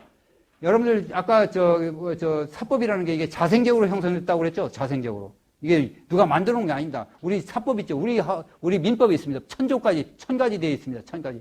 1000가지 중에서 그게, 의회에서 만드는 것들이 아닙니다. 실제 사람들이 지키는 것들 있죠? 지키는 것들을 갖다 명문화 해가지고 이걸 법전으로 만들어 놓은 겁니다. 그러니까 민법의 원천입니다. 민법의 원천. 민법의 원천은 자생적 질서라는 얘기입니다. 그렇죠. 그 근거가 뭐냐? 네가 그걸 어떻게 증명하느냐라고 물으면, 여러분들 보십시오. 여러분들 민법책 하나도 안 읽어도 여러분들 민법 하나도 모릅니다. 하나도 몰라고 우리 시장에 가서 물건 사고 팝니다. 정지영 씨가 민법을 알았습니까? 아무것도 모르는 사람이거든. 그래도 돈 벌었습니다. 그러니까 이건 민법이라는 것은 이 상호작용관에서 스스로 배워가지고 하는 겁니다. 배운 겁니다. 배웠는데, 그 이제 나중에 소송이 되는데, 우리나라는 대륙법 개통이 되니 이걸 법전화 시켜버린 겁니다. 육법전서로 만들어 놓은 거죠. 육법전서를 하나로 만들어 놓은 겁니다. 사람들이 지키는 것들을 갖다 써놓은 겁니다. 미국 헌법이 그런 거죠. 미국 헌법이라는 게 사람들이 그 미국 헌법에 가치 있는 걸 다 존중한 겁니다. 그래서 미국 헌법을 미국을 성문으로 사람들이 지키는 그 가치들이 있었습니다. 그걸 법으로 헌법으로 갖다 놓은 겁니다. 마찬가지로 이거죠. 마찬가지로 민법이라는 게 형법이라는 것도 그렇습니다. 형법도 이게 저절로 형성된 것들입니다. 이게 자생적 질서입니다. 자생적.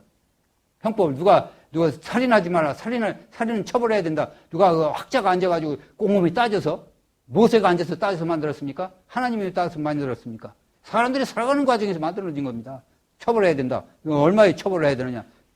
그건 이제 시간, 장소에 따라 이제 구체적인 사항은 다를 수도 있지만, 기본 원리는 전부 다 이게 형법이라고 하는 게, 형법 원리는 이게 자생적으로 형성된 것이다. 그겁니다. 이걸 가지고 공법에 갖다 놔요? 공법은 항상 목적이 들어있는데, 특수 목적이 있는데, 그 특수 목적을 달성해서 사람들한테 배분하는 겁니다. 분배하는 겁니다. 자, 그런데 물론 그렇습니다. 형이 집행을 하려면 이제 형법입니다. 형법을 집행하려면 이제 사람들이 서로 도둑질 전부 다 안 하고, 그 다음에 사기 기만들을 하지 않고, 그렇게 산다고 한다면 참 좋은데, 사람들이 도둑질 많이 하거든요. 그렇죠? 도둑질 많이 하니까, 이런 사람을 잡아다 집행을 해야 될 거 아닙니까? 그때 이제 국가가 필요한 거죠. 그때 이제 정부 조직이 필요합니다. 그렇죠? 법원도 필요하고, 이게 조직입니다. 그래서 뭐냐면, 사법으로서 형법을 집행하려면 형벌권을 개인에게 줄 수가 없다. 물론 개인에게 주지 않은 사람도 있습니다. 이 형벌권이 right가 아닙니다. right to 형벌이 아니라 형벌권이 형벌 권한입니다. 아니, 형벌 권력입니다. 형벌을 줄 수 있는 권력입니다. 권력을 누구한테 주느냐? 국가가 주는 거죠. 형법을 지키지 않는 사람이 있으니까 이걸 벌을 줘야 될지, 지키지 않는 사람은 벌을 줘야 될 거 아닙니까? 이 벌을 누가 주느냐? 국가가 주는 겁니다.